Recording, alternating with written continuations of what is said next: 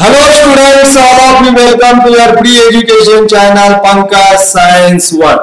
Students, we are studying the chapter number 10. Name of chapter is Cell and Cell Organelles of class 8. तो बच्चों class 8 का cell and cell organelles ये chapter हम पढ़ रहे हैं।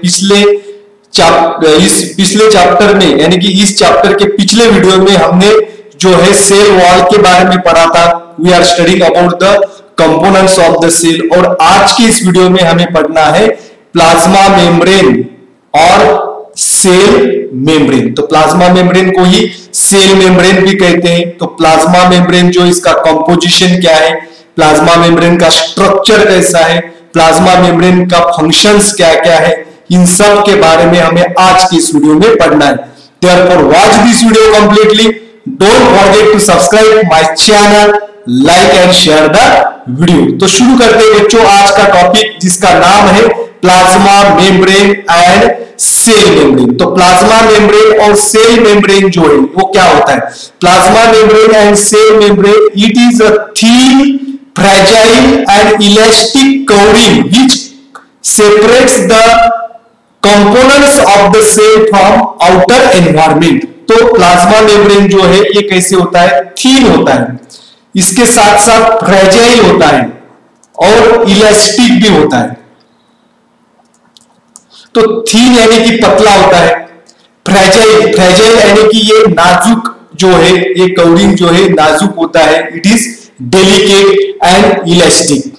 तो उसकी साइज जो है वो कम या ज्यादा हो सकती है इलास्टिसिटी की वजह से। And it is a high porous, it contains a small pores. तो इसके ऊपर स्मॉल पोर्स होते हैं। और जो है in case of the plant cell and animal cell, ये है प्लांट सेल और ये है एनिमल सेल। अब प्लांट सेल और एनिमल सेल के प्लाज्मा मेम्ब्रेन में क्या फर्क है हमने पिछले वीडियो में भी देखा था।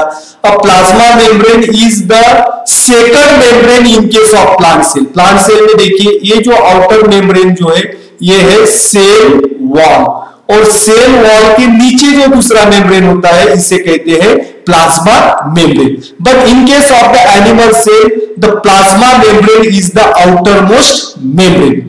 तो एनिमल सेल में प्लाज्मा मेम्ब्रेन जो है आउटर मोस्ट मेम्ब्रेन होता है, और प्लांट सेल में प्लाज्मा मेम्ब्रेन या सेल मेम्ब्रेन जो है ये सेकंड मेम्ब्रेन होता है सेल वॉल के बाद। और ये जो प्लाज्मा मेम्ब्रेन जो अब एनिमल सेल में देखिए ये आउटर एनवायरनमेंट है, outer environment that is the environment outside the cell and inner environment that is the environment inside the cell. तो plasma membrane is the barrier between the outer and inner environment. तो cell के अंदर के component जो है इसको outer environment से separate करने का काम जो है प्लाज्मा मेम्ब्रेन करता है। अब हम देखेंगे प्लाज्मा मेम्ब्रेन का structure. This one is the structure of plasma membrane. अब यहाँ पे डायग्राम में देख पा रहे हैं the plasma membrane it is a membrane which is composed of protein and lipids layer. तो दो लिपिड्स की लेयर होती है और उसके बीच में प्रोटीन होता है, इससे प्लाज्मा मेम्ब्रेन बनता है। तो protein molecules are embedded in two layers of phospholipid. तो फॉस्फोलिपिड्स की दो लेयर्स होती है और इसके बीच में प्लाज्मा मेम्ब्रेन, इसके बीच में जो है प्रोटीन के मॉलिक्यूल्स प्रेजेंट होती है। अब देखिए this one is a molecule of protein, ये प्रोटीन का मॉलिक्यूल है, and this is the lipid bilayer. Phospholipid bilayer जो है ये दो लेयर्स है लिपिड्स के, और इन दोनों लेयर के बीच में क्या होता है?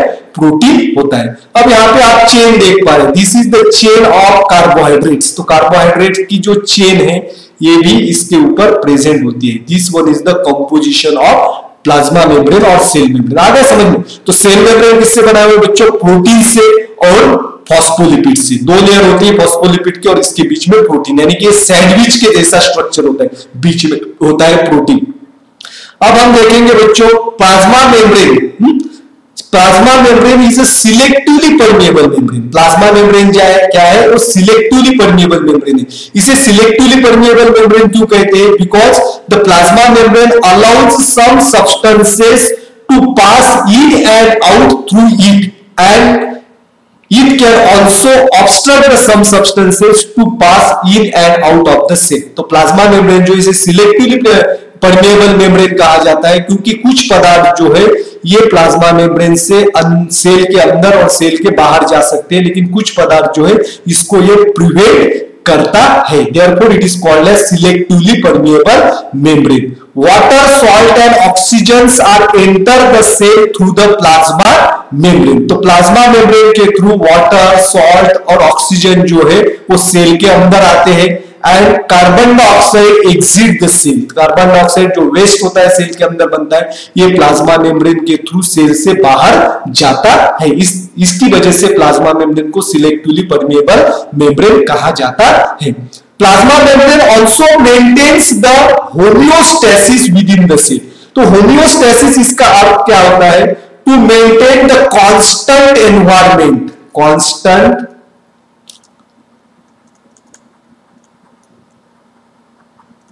तो प्लाज्मा मेम्ब्रेन क्या करता है? प्लाज्मा मेम्ब्रेन की वजह से सेल के अंदर जो एनवायरनमेंट होता है ये कांस्टेंट बना हुआ रहता है। Whatever the change, if any change occur outside the cell, but due to the plasma membrane, the inner environment does not affect due to the change outside. तो प्लाज्मा मेम्ब्रेन की वजह से सेल के बाहर अगर कुछ चेंजेस होते हैं तो सेल के अंदर का एनवायरनमेंट कांस्टेंट रहता है प्लाज्मा मेम्ब्रेन की वजह से। इसे हम प्लाज्मा मेम्ब्रेन के फंक्शन भी कह सकते हैं। These are the functions of plasma membrane. और भी हम पढ़ेंगे कुछ फंक्शन से प्लाज्मा मेम्ब्रेन के। हमने पढ़ा है plasma membrane is a selectively permeable membrane. तो कुछ पदार्थ जो इसका आवागमन होता है। तो अब देखिए how do the substances travel in the cell. अब सेल के अंदर पदार्थ जो है इनका आवागमन कैसे होता है, अंदर पदार्थ कैसे आते हैं, बाहर कैसे जाते हैं। तो इसके लिए दो प्रोसेसेस है। एक प्रोसेस जो है जिसके लिए एनर्जी लगती है और दो प्रोसेसेस है जिसके लिए एनर्जी नहीं लगती है। अब देखिए activities that consume the cellular energy. अब एनर्जी कंज्यूमिंग दो प्रोसेसेस है जो प्लाज्मा मेम्ब्रेन के थ्रू होती है।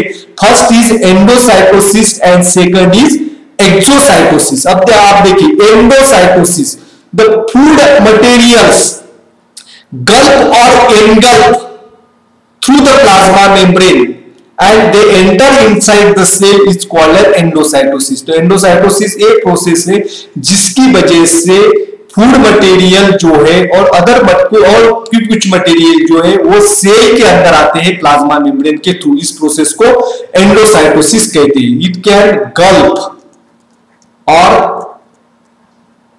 engulf the food material, that is food material comes inside the cell, cell के अंदर आते हैं। अब एक्सोसाइटोसिस, एक्सो मींस एग्जिस्ट, तो साइटोसिस यानी कि साइटोप्लाज्म, साइटोप्लाज्म से कुछ पदार्थ जो है वो सेल के बाहर जाते हैं प्लाज्मा मेम्ब्रेन के थ्रू। तो कार्बन डाइऑक्साइड जो वेस्ट मटेरियल तैयार होती है, तो waste material, the waste material produce inside the cell that are passes out of the cell through the plasma membrane by the process called as exocytosis. तो exocytosis ये प्रक्रिया है जिसकी वजह से सेल के अंदर जो वेस्ट तैयार होते हैं वो वेस्ट सेल से बाहर जाते हैं। इस प्रोसेस को एक्सोसाइटोसिस कहते हैं। तो एंडोसाइटोसिस और एक्सोसाइटोसिस दोनों जो है वो से एनर्जी कंज्यूमिंग प्रोसेस है। इन दोनों प्रोसेस के लिए एनर्जी की जरूरत होती है। अब एक्सोसाइटोसिस और एंडोसाइटोसिस इसके दो पार्ट होते हैं। एक तो होता है फैगोसाइटोसिस,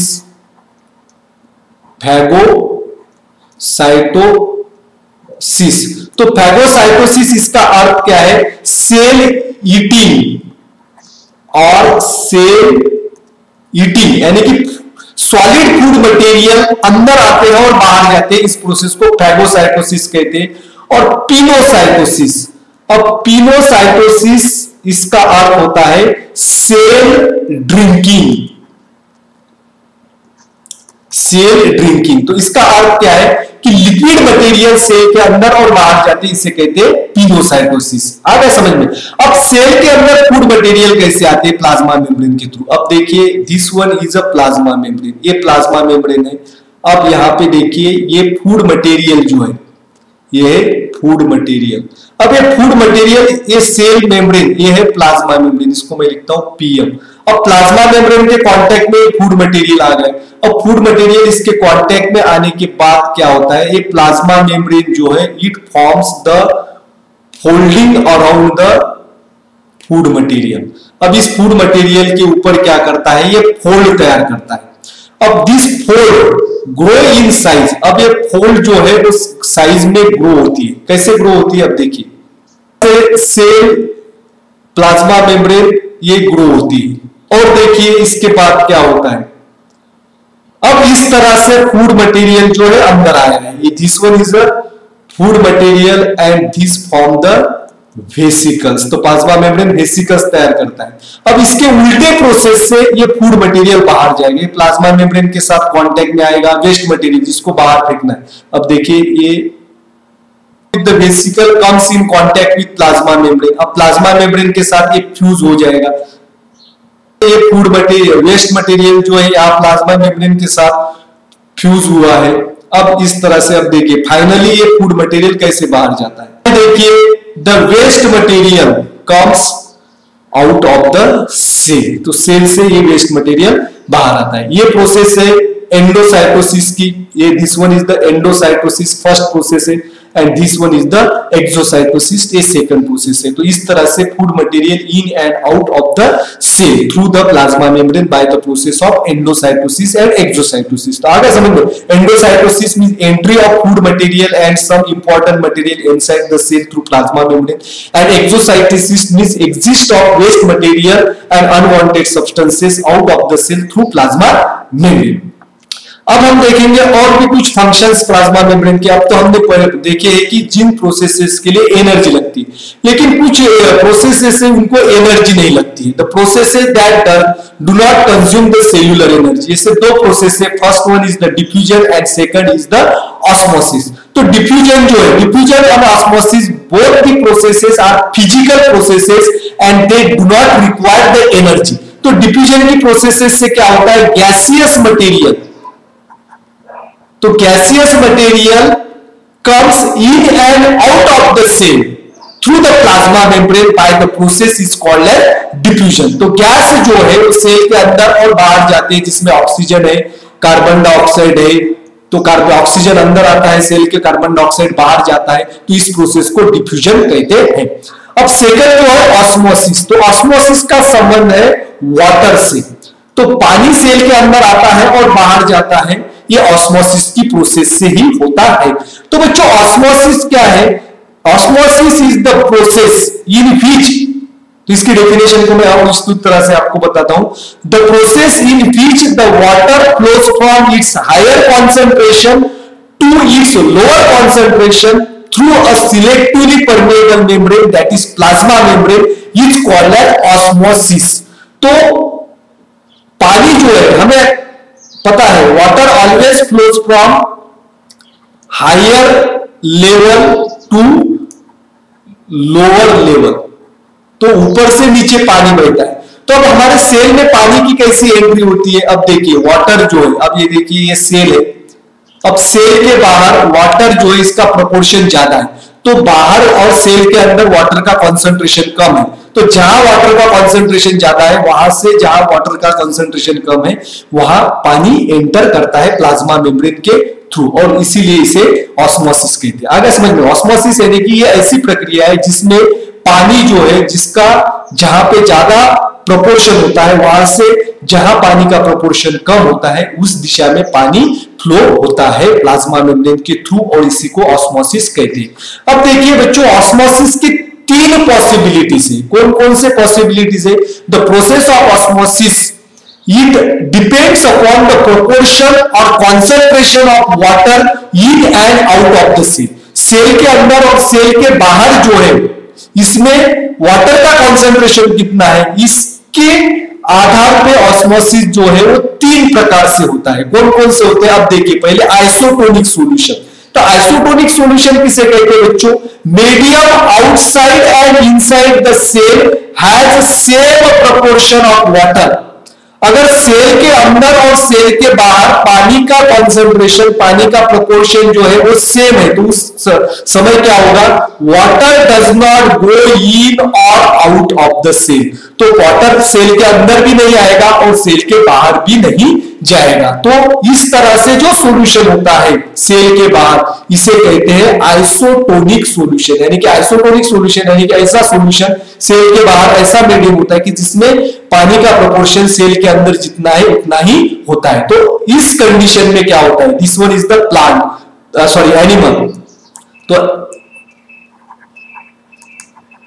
एनिमल सेल, तो एनिमल सेल में क्या होता है, अगर एनिमल सेल के बाहर आइसोटोनिक सॉल्यूशन है तो वाटर जो है जितना पानी अंदर आएगा उतना ही पानी बाहर जाएगा। तो टोटल जो है no water enters and exit the cell. तो टोटल जो है पानी कितना अंदर आया है, कुछ भी नहीं, क्योंकि जितना पानी अंदर आता है उतना ही पानी बाहर जाता है, क्योंकि बाहर जो है पानी का प्रोपोर्शन सेम है। अब प्लांट सेल में क्या होता है, this one is the plant cell. अब in case of the plant cell same process it has been takes place, no change takes place inside the cell. पानी जो है वो अंदर भी नहीं आता है और बाहर भी नहीं जाता है, दिस इज कॉल्ड आइसोटोनिक।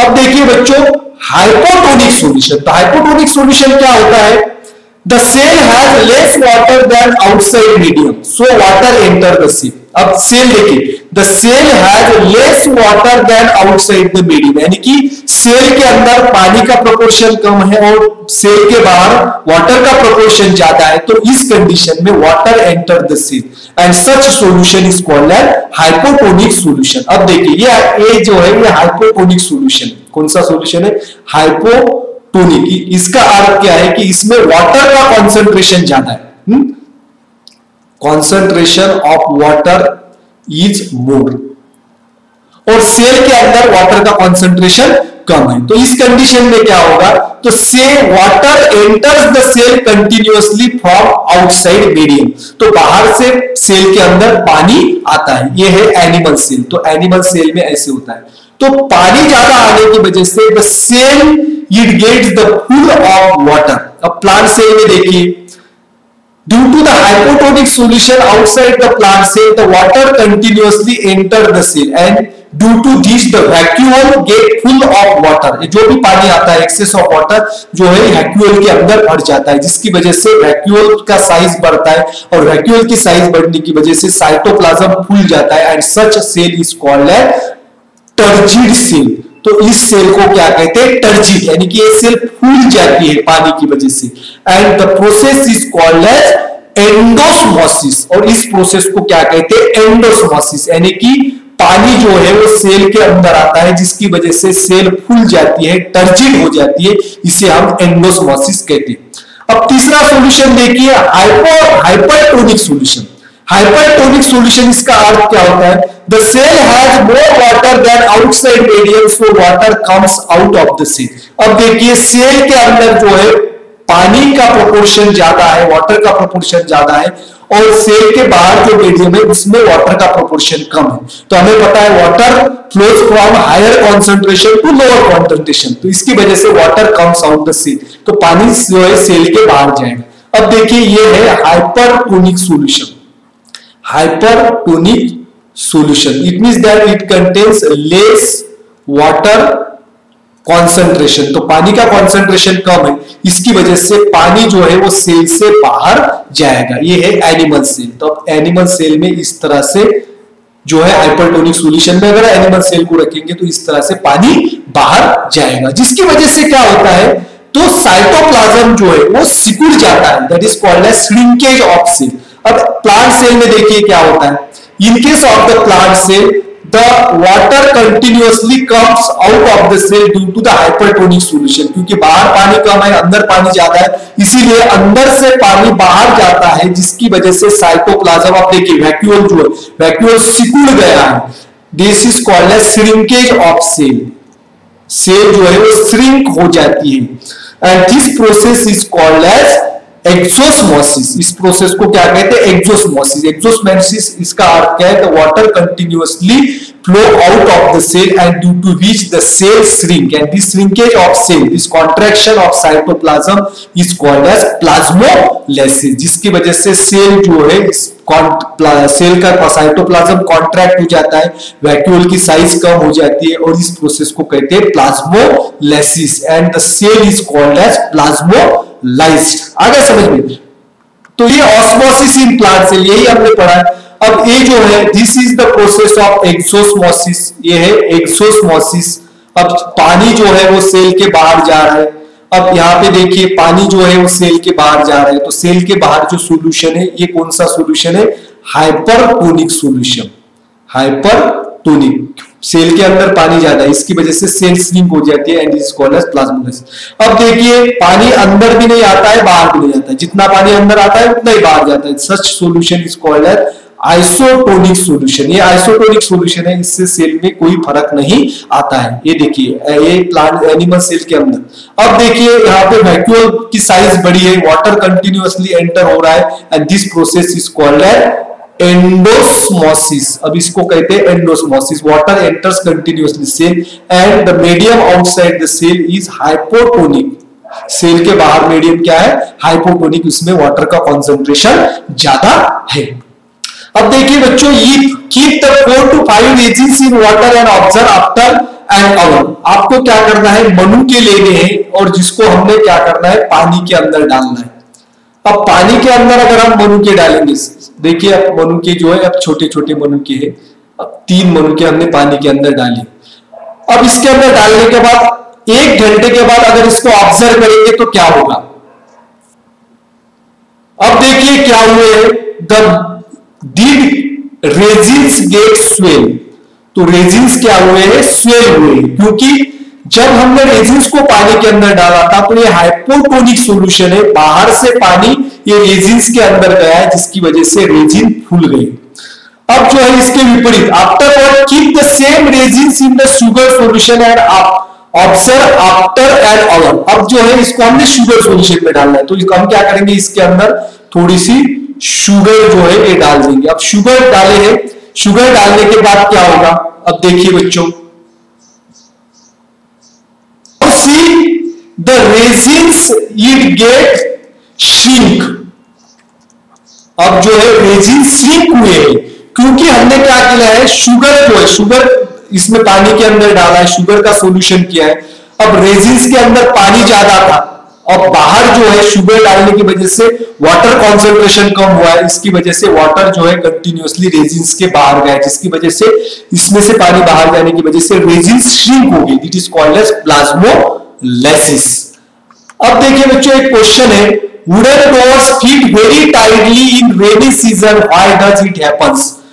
बरसात के दिनों में हमारे घर के अंदर जो लकड़ी से बनाए हुए दरवाजे जो है वो फिट बैठते हैं। क्यों होता है?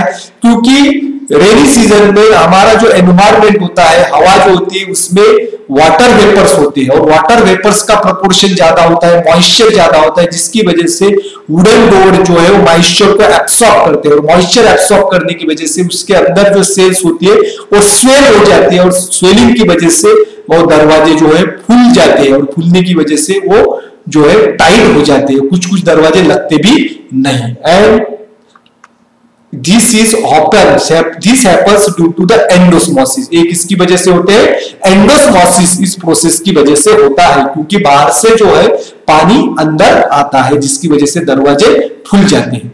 तो बच्चों आज की इस वीडियो में हमने प्लाज्मा मेम्ब्रेन और सेल मेम्ब्रेन के बारे में पढ़ा, इसका कंपोजिशन क्या है, स्ट्रक्चर कैसा है, फंक्शंस क्या क्या है, इन सब के बारे में हमने आज के इस वीडियो में पढ़ा है। Thanks for watching complete video.